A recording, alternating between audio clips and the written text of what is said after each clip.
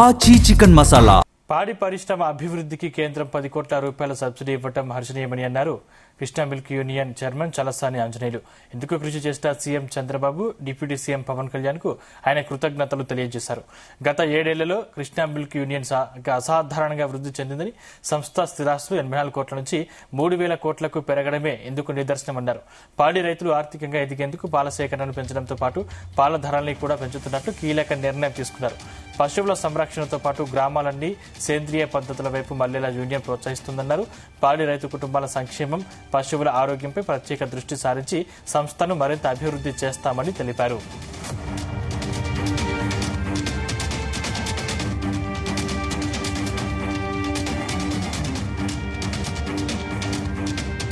అప్పటికీ కూడా పాలకవర్గం రైతులకి సంక్షోభ సమయంలో మనం స్నేహం అందించాలనే ఉద్దేశంతో ఈ రోజున 820 రూపాయలు ఉన్నటువంటి ధరని 30 రూపాయలు 850 రూపాయలుగా గేదె పాల ధరని పెంచడానికి నిర్ణయం తీసుకోవడం. అదే కాకుండా ఆవు పాలకు కూడా 290 రూపాయలు ఉన్నటువంటి ధరని 310 రూపాయలు ఆవు పాలకి పెంచడానికి నిర్ణయం తీసుకోవడం జరిగింది. అంటే బోనస్తో కలిపి 950 రూపాయలు ఇవాళ భారతదేశంలో బోనస్తో కలిపి అత్యధిక ధర ఇస్తా ఉన్నాం. ఇంకా అవకాశం ఉన్నంత వరకు పెంచడానికి ఎప్పటికప్పుడు ప్రయత్నం చేస్తూ సంక్షోభ సమయాల్లో కూడా పాడి రైతు ఆస్తి కృష్ణా మిల్క్ యూనియన్ అనేది కాబట్టి ఆ రకంగా సహాయం చేయాలని చెప్పి కూడా ధర పెంచడం, బోనస్ ఇచ్చేటువంటి నిర్ణయం కూడా తీసుకోవడం జరిగింది.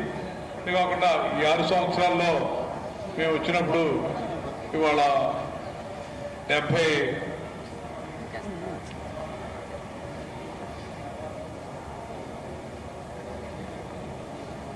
7 సంవత్సరాలు నేను చైర్మన్ అయినాక మా పాలకవర్గం అందరూ కూడా కలిపి 84 కోట్లు ఉన్నటువంటి స్థిరాస్తులు ఇవాళ 350 కోట్ల రూపాయలలాగా దక్కి స్థిరాస్తులు తీసుకెళ్ళటం, రిజర్వ్స్ ను కూడా 96 కోట్ల రిజర్వ్స్ ని 250 కోట్ల రూపాయలకి రిజర్వ్స్ తీసుకెళ్ళటం.